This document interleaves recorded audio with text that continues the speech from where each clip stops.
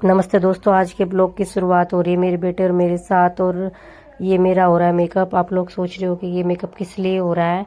तो ये मेकअप राम कथा में मैंने लक्ष्मण जी का रोल निभाया था, उसके लिए भैया ने मेरा मेकअप कर रहे हैं। और मेकअप के बाद ये मेरा फुल लुक आपको कैसा लगा वो मुझे ज़रूर बताना कमेंट्स में। और उसके बाद हमारा कुछ फ़ोटो शूट हुआ। भैया ने हमें बताया कि कैसे कैसे हमें कथा में जाके रामलीला में अपना रोल निभाना है। और उसमें मैंने लक्ष्मण का रोल निभाया है। और राम जी और सीता जी भी मेरे साथ है, केवट जी उनकी पत्नी, और जो हमारी पूरी टीम है वो सभी आपको फोटोज़ में दिखाई दे रही होंगी। सभी का बहुत ही सुंदर मेकअप किया था भैया ने, और सुंदर सुंदर जो थे सभी बहुत अच्छे लग रहे थे। और वहाँ से फिर हम तैयार होके निकले हमारी राम कथा में अपना रोल स्टेज पे जाने के लिए, रोल निभाने के लिए। और जैसे ही हम बाहर निकले एक एक करके सभी जा रहे थे, हमारे पीछे पीछे काफ़ी सारे लोग थे।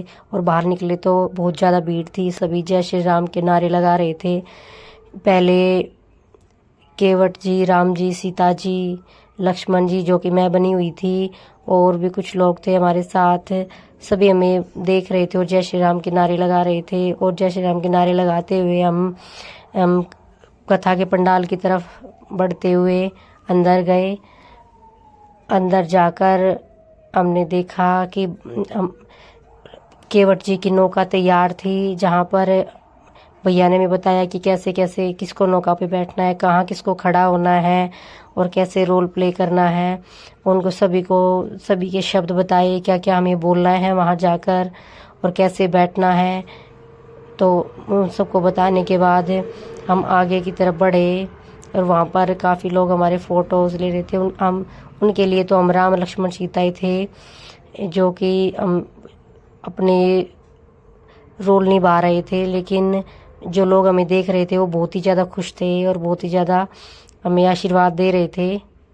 और कुछ लोग तो हमारे पैर छूकर आशीर्वाद ले भी रहे थे। जाने के लिए जब वहाँ से निकले सबको प्रणाम किया है, और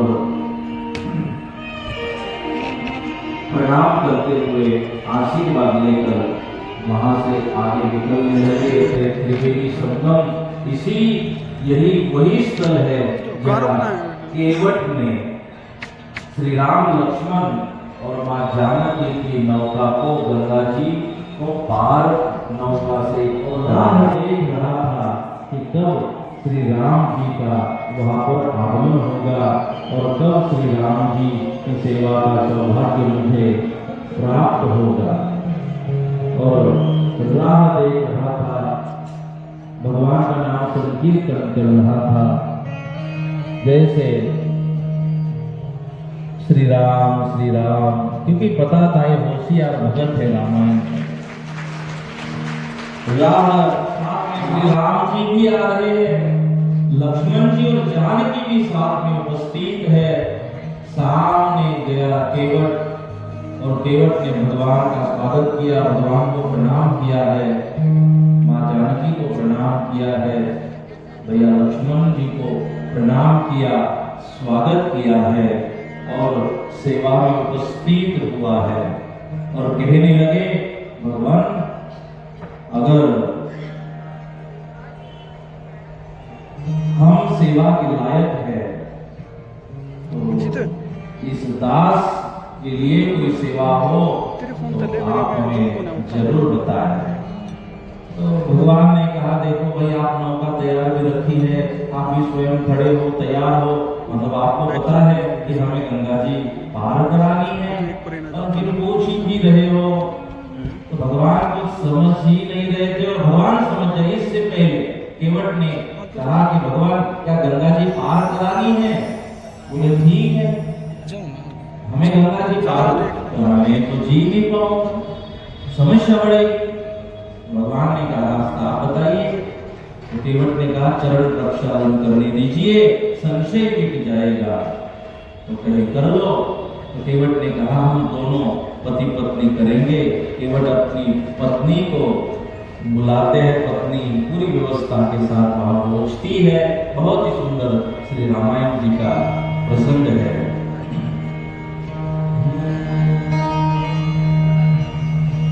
पद मने धोआ, पद मने धोआ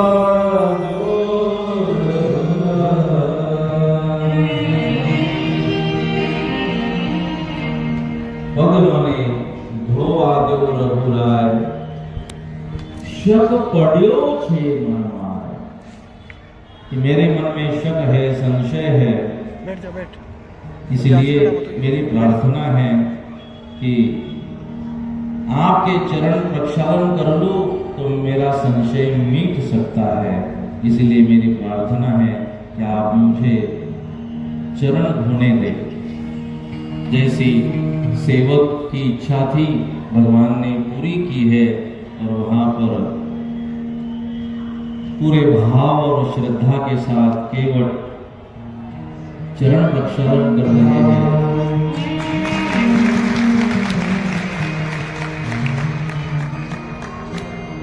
रज तमारी कामन गारी, नाव मारी थई जाय जी। तो हमारा रंक जननी आजीविका टड़ी जाय। पद मने धोआ दो रघुराय।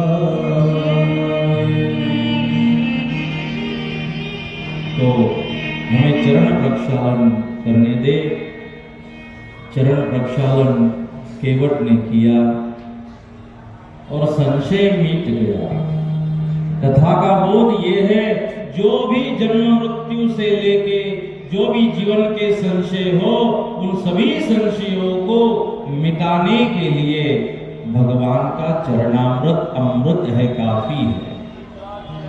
चरणामृत की महिमा है, इसीलिए चरणामृत लिया, भगवान को नौका में वहां पर विराजमान किया, और केवट गंगा जी भगवान को पार करा रहे हैं।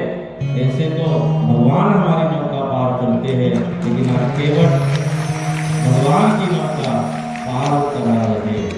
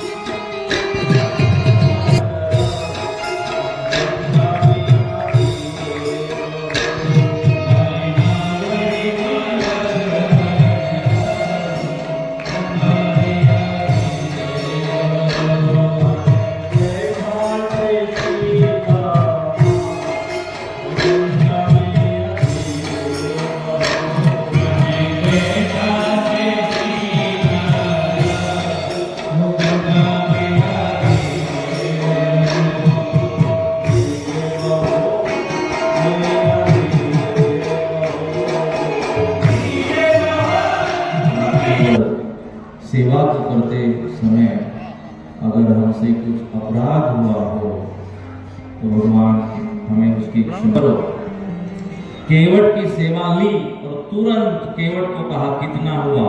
इसका अर्थ ये है भगवान के लिए अगर हम कुछ करते हैं तो भगवान भी मुफ्त में लेते नहीं है। तो एक कदम बढ़ो मैं 10 कदम बढ़ूंगा, एक गरुदान सहस्र गरु पुण्य। भगवान लेते तो थोड़ी सी सेवाएं देते भर भर के है झोली में। तो भगवान किसी का रखते नहीं है उधार। भगवान ने कहा भाई आप भरा नहीं लोगे? बोले भगवान देखो नियम है धंधे का। बोले कौन सा? नहाई से ना नहाई ले तो धोबी से ना धोबी, दे के मजूरी प्रभु जाति को न बिगाड़िए। नहाई से नहाई नहीं लेता, धोबी से धोबी नहीं लेता, तो मजूरी दे के अपने जाति को मत बिगाड़ो। जिनका धंधा एक होता है वो एक दूसरे से पैसे नहीं लेते। भगवान कहने लगे आपका हमारा धंधा कैसे एक हो गया? बोले केवट ने कहा देखो भगवान मैं इन जीवों को नदी पार कराता हूँ और आप इन जीवों को भवसागर पार कराते हो। है तो एक ही। आज अगर हमने आपको नदी पार कराया हो तो धंधे के नियम के अनुसार आप हमें भवसागर से पार करा दीजिए। यही मांग है और इच्छा है। ये होशियार भक्त है केवट। और जैसे माता शबरी के पास बेर हुआ करते थे प्रसादी में, इस केवट के पास जो है मीठे मीठे अमरूद होते हैं। आज जो केवट बने हैं इनकी अमरूद की खेती है, मीठे बनते हैं अमरूद और जलगांव जिले में बहुत ही प्रसिद्ध है। माँ शबरी के पास बेर तो आज के इस केवट के पास अमरूद होते जाम मीठे। तो भगवान ने पूछा ले नहीं आए? बोले भीड़ इतनी थी ट्रेन में भगवान कैसे ले आए? तो कितना सामान लेकर आएंगे? तो ले गए। भगवान ने कहा चलो कोई बात नहीं, जब आएंगे महाराष्ट्र में तब पवा देना तब दे देना। कहने का तात्पर्य ये है कि भगवान किसी का उद्धार नहीं रखते, सेवा उद्धार नहीं रखते। भगवान ने वहाँ केवट का उद्धार किया है। केवट की सेवा स्वीकार करते हुए केवट वहाँ से अपने घर लौटते हैं काम से और भगवान अगले प्रवास के लिए अपना वहाँ से प्रस्थान करते हैं। भगवान श्री राम जानकी और लक्ष्मण जी। बहुत ही सुंदर रामायण का प्रसंग है। समय रहता है कथाओं में तो हम और भी इसका विस्तार करते हैं।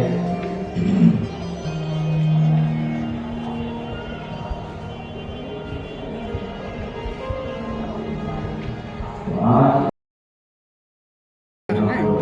वर्णन किया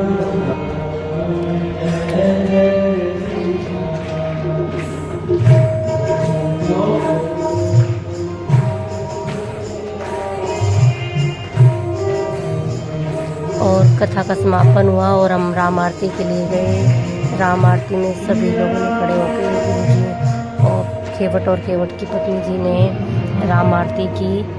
और जो ये भव्य ये समय था हमारा जो हमने व्यतीत किया महाकुंभ में राम कथा के समय, ये बहुत ही यादगार था। और राम आरती के बाद हम सभी नीचे आए और जिन लोगों की नज़रों में हम राम लक्ष्मण और सीता थे वो लोग जो हमें उसी रोल में और उसी भगवान के रूप में देखे, उन सभी ने हमसे आशीर्वाद लिया और एक एक करके सभी ने हमारे साथ फ़ोटो खिंचवाई। और ये जो वक्त था ये बहुत अच्छा लग रहा था ये रोल प्ले करके। मुझे मैं बता नहीं सकती कि मेरे पास शब्द नहीं है इस चीज़ के लिए कि कितना ही अच्छा लगा मुझे। और फिर हम लोग वापस चले अपने पंडाल की तरफ जहाँ पर हम रुके हुए थे। और फिर रास्ते में हम जैसे ही हम बाहर निकले तो हमें बहुत सारे लोग मिल गए जो कि राम लक्ष्मण और सीता जी को देख के प्रणाम करने लगे, पैर छूने लगे और फोटो खिंचवाने लगे। और लोगों का ये उत्साह देखकर हमें भी बहुत अच्छा लगा और हमने खड़े होके सभी के साथ फोटो खिंचवाई और सभी को आशीर्वाद भी दिया था कि भगवान सभी को खुश रखे। और फिर लोगों ने हमारे साथ फोटो खिंचवाने के बाद बहुत से लोग पैर छू रहे थे, तो वो बोले कि हमें आशीर्वाद दो, हमने उनको आशीर्वाद भी दिया। और कुछ लोग तो बहुत ही ज़्यादा खुश थे और इन सब को देखकर मेरी आंखों में पानी आ रहा था कि लोग इतना ज़्यादा जय श्री राम के नारे लगा रहे थे। और प्रभु श्री राम को इतनी भक्ति को, उनकी भक्ति को देखकर बहुत ही ज़्यादा अच्छा लगा। और जय श्री राम, मैं भगवान श्री राम से प्रार्थना करती हूँ आप सभी लोग भी खुश रहें और ये सभी लोग भी खुश रहें जो कि हमारे साथ उस समय, जिनके साथ हमने समय बिताया। और उन सभी का उत्साह देखकर, खुशी देखकर, मन में जो खुशी थी उसको तो हम बता नहीं सकते, क्योंकि ये जो वक्त होता है ये बार बार नहीं मिलता जीवन में। और जय श्री राम, जय सीता मैया की, जय लक्ष्मण जी की। Thank you for watching. Like, subscribe करना और बेल आइकन के बटन को दबाना। Thank you for watching my video.